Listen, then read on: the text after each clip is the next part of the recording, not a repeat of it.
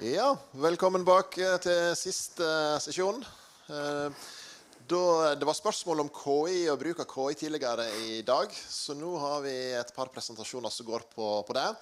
Så først ut så har vi Dani Schmid for Bergwerk, som skal presentere litt om hvordan de bruker det til å analysere data. Så vær så god, Dani. Takk. I hope you don't expect I'm going to speak Norwegian.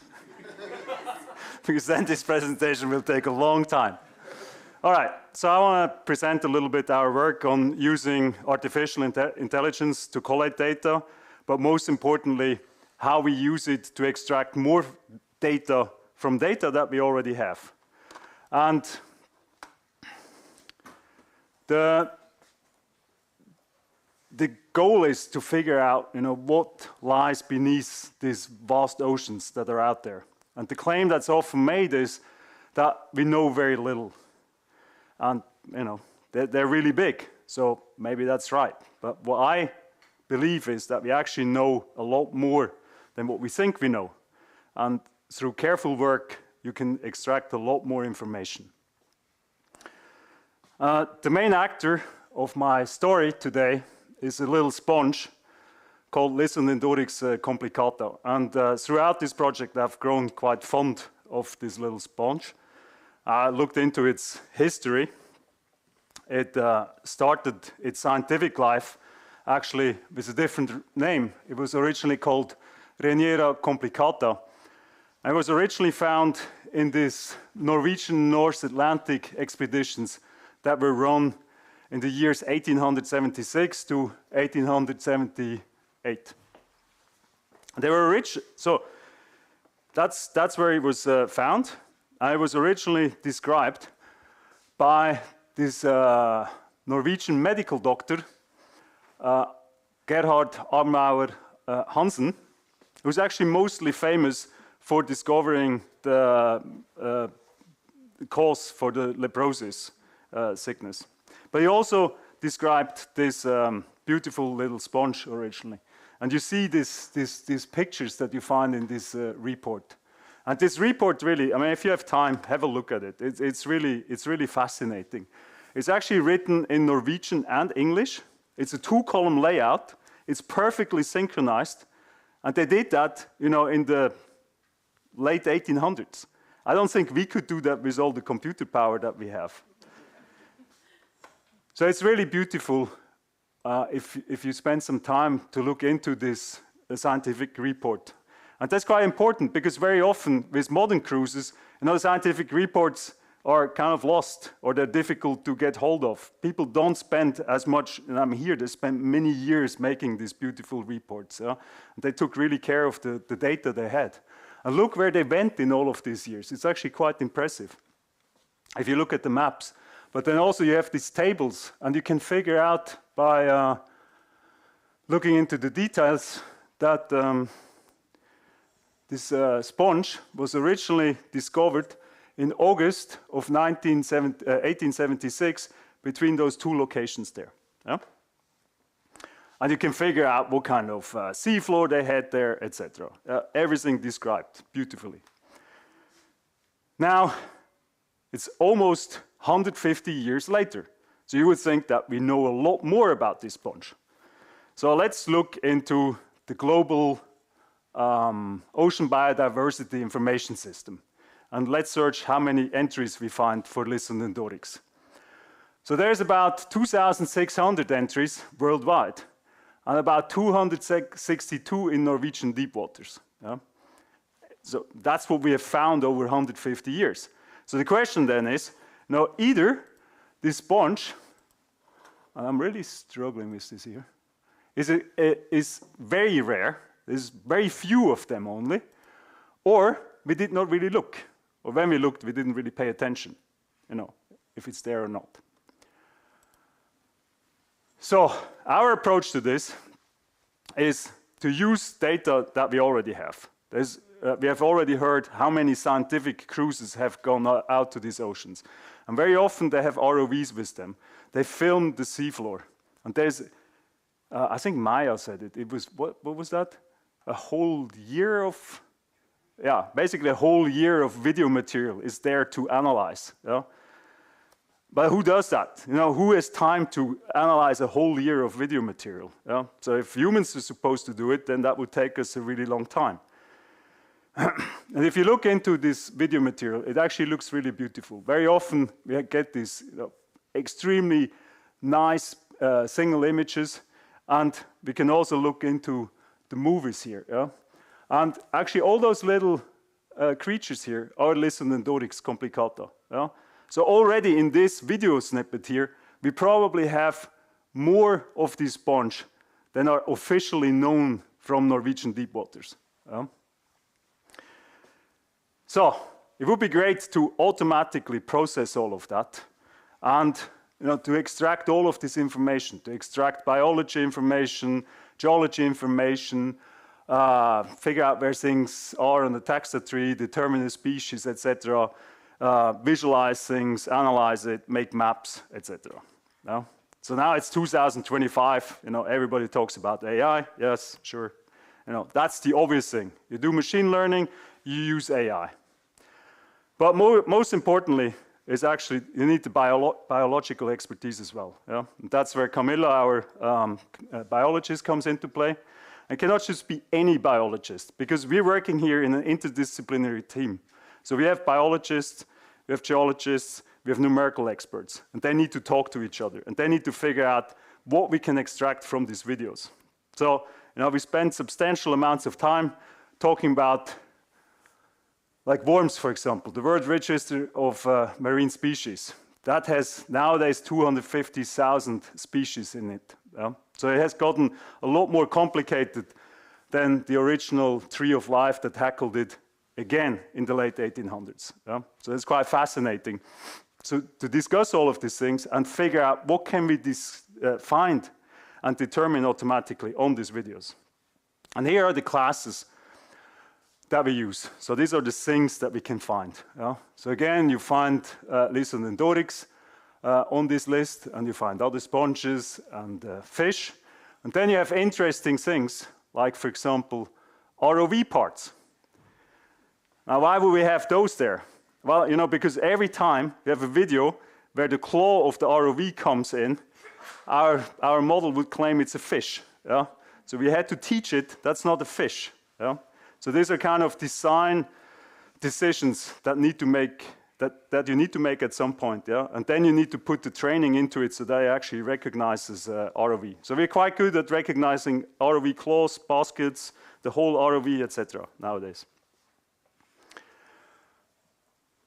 And so I already mentioned the taxa tree. So we cannot always insist that we can recognize things down to species levels. We can do that for Lysandendorix because it has quite a unique shape. Yeah? Others, we have to stay on the genus level, or the family level, or the order level. Yeah? So I cannot insist that I want to be all the time down on species level. That's simply because these individuals are not morphologically distinct enough. Yeah? And we don't have access to samples, we don't have access to gene material. That could help you. But here, we just do things based on images that we have. So our classification is based purely on the morphological characteristics, basically what we see on the picture. And what's also important to realize is that we cannot use any contextual information. Because if we would sit down and look at these pictures, we would say, oh, this sponge here is actually on a stone. And I have seen that this kind of sponge likes to sit on stones all the time. Yeah? So you start to understand the context of things, but the machines cannot do that yet. So that doesn't go into our model here. And we have this taxonomic complexity, so we operate on different taxonomic ranks, and quite often we have to group things and even group them through different taxonomic ranks. Yeah? And what's very important in our approach is that we run a conservative strategy. So I rather don't detect an animal than claim that there's an animal and I don't know what it is, or I say it's the wrong thing.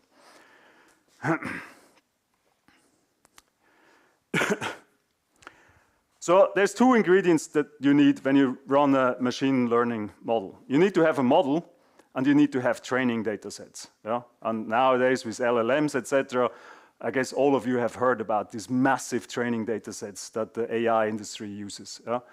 And really, the modus operandi over the last decade or so in the AI industry is, more data, less model. It doesn't really matter what kind of model you have. It matters what kind of training data you feed it.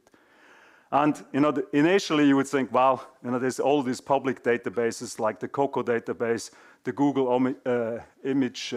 open image data set, and you can download these things, and we've tried to do this. And here I show you, for example, what they have for fish. Yeah? So yes, these are fish, but many of the fish are like hand-drawn fish. There's old books where they have fish. The environments where these fish are captured are not relevant for what we are interested in. It's the wrong species. Yeah? So you can use these open data sets, but it will take you a lot of time to curate them. Yeah? So that's why we maintain our own DeepSee database and put a lot of effort into curating our own data set. And ideally, you have thousands of photos and instances per class. Yeah? And we're getting there. So this is a snapshot of our training data set last year. We have significantly improved it now in 2025. And for me, the most important is how well does this system work? What's the performance of this model? And we can look at this plot here. So that's the normalized confusion matrix. It's presented here to confuse you. So the way to read it is, so down here we have true labels. So an image, so a human has gone and has labeled what's on the image. So for example, we found Lysodendorix. Yeah? Now ideally, I would have one here on the main diagonal. So that means that the DeepSee model also says that all of them are Lysodendorix. That's not the case. In 84% of the cases, we're succeeding in this. In 16%, we call it background. Yeah? That's, again, our conservative approach. Yeah? I much rather don't detect it as, for example, as another type of sponge, as Conema foliatum, for example. So that I don't want to do. Yeah? So it's okay with me that we don't recognize it. So as long as we have good main diagonal entries here, and everything else is background, I'm fine with that. The only place where we don't do so well, and again we improve this now, is fish, but fish are not the main focus of this project. The other problem that we have is often what we call ground truth. So the ground truth is the manual work that humans have done. Yeah? And you see here on the left, we have the ground truth picture, and on the right, we have the DeepSee annotation, so the automated annotation. And with the precision values and recall values are 0.72 and 0.83. So you have to, I'm not going to explain what those are, but those are good values out of the box. Yeah? The reason why they're not higher is actually because the human has decided that, that may not be a shrimp. Yeah? While DeepSee has decided it actually is a shrimp. Yeah? Now, very often this, so our approach is we only label things when we're sure. Yeah? I think here, DeepSee actually does a good job, so it finds those shrimps, and then there's a few Lysodendorix that DeepSee also finds that are not in our ground truth image. Yeah? And then we have a few cases where the ground truth image, or label, the human work, is better than the DeepSee work. So these are these black circles here on the right picture. Yeah? Now, if I go and I say, okay, I'm going to update my ground truth image, yeah, and I'm going to take into account what DeepSee has found, then we actually get a precision of 1 and a recall of 0.91. Yeah? And those are extremely good. So that's really nice. So it really already is an illustration of that, what the way you want to work with this system is you outsource most of the work to the computer and then complement it with the human intelligence. Yeah? And obviously, we can process about 50 frames per second on the standard hardware. You know, a trained biologist would need several hours to process 50 frames, especially if there's lots of life on it. So, let's have a look at how DeepSee performs. So we go back to the image that I've already shown you before, and I can ask DeepSee to label this. It looks like that. So, you know, that's out of the box, pretty impressive. I guess everything is labeled correctly here. There is a shrimp here, which I see. DeepSee hasn't seen it. But when I play the movie, you actually see that it was only in that first frame where it wasn't recognized. So, you know, sometimes it depends a bit on the light and different aspects of the image quality. What I think is really impressive is as we go into these darker areas here and all the Lysandendoric sponges appear, it detects all of them. And you see how early on it actually detects them.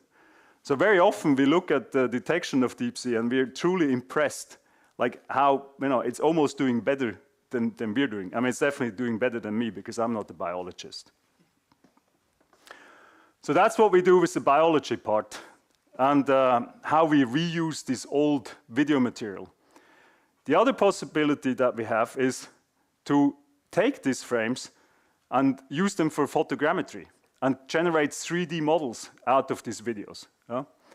Now, you might say, why do we need this? I mean, I have this frame here, I understand this frame, I see all of these sponges here, I can do you know, everything that I need. But look at that.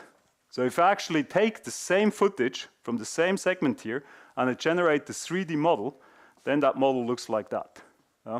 So you get a much better feeling for the three-dimensionality. And these here are 2x2 squares which we have projected onto this model. You get a much better overview, and you can take these squares and project them properly in top view, like that. And you can start to count how many sponges do you have. You get sizes here. You can do measure densities. And we have the coordinates for every single species that we have detected on these images here. So that means we can make maps. And some of these results we have made accessible now for everybody. So you can go to this website here, bergwerk.com/ocean data, and you have several visualizations there. They're interactive. So here I've selected Porifera. So these are all the sponges, and just a DeepSee data set, and I can make this heat map here. What's important to realize is it doesn't mean that there's no sponges here. It's just I didn't have access to video material in those areas there. I can also click here, and then I get the clusters, I get the actual counts. And you see DeepSee has now mapped more than 1.4 million marine individuals, of which approximately 1.1 million are Porifera sponges. And you can zoom into any kind of detail that you want here, obviously. But let's return back to the main character of this story here, Lysandendorix. How many of them did we find? So you remember it was only 262 before. We have found 570,000 of them. And we can make these maps here. You can zoom in. You can make density maps even. Any kind of detail that you want. To go back to the original question, are they incredibly rare or did we not look properly? Well, I would say it's definitely the latter. So, and we have this information available. It's just for us to extract. It doesn't exist everywhere. For example, you see all the white dots here. So the white dots are where we looked and didn't find any Lysandendorix. So it's not everywhere, but most places we actually do find it. This brings me to the end of this presentation. So what have you learned? There's almost 150 years of Lysandendorix complicata. I think it's really important that we take care of the data that we already have and that we systematically organize it and analyze it, because we can extract an incredible amount of information from it. And in a way, you can do more from less. And with all of this ML and AI advancements, in a way, I mean, I believe that we are at the very beginning of what's going to happen over the next few years. And it's already, I think, quite impressive what we can do. So it's important that we use this technology and let the computers do what they're good at doing, so that the experts and the biologists have more time to do the interesting work, where we actually need the human intellect. If you're interested in this work, then we published it earlier this year, came out in Frontiers in Marine Sciences. And I would really like to acknowledge Aker BP for funding this work. I would also like to acknowledge the Norwegian Offshore Directorate for releasing a lot of video material publicly. I would like to thank the University of Bergen and the Eminent Project for also contributing video material for this project. Thanks a lot.